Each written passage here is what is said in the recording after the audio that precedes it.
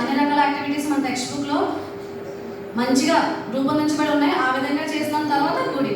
So పాట ఈ విధంగా యూజ్ చేస్తే పిల్లలు బాగా పాడుకుంటూ చలాకీగా వెళ్తూ ఉంటారు. ఓకేనా అండి? Okay, thank you.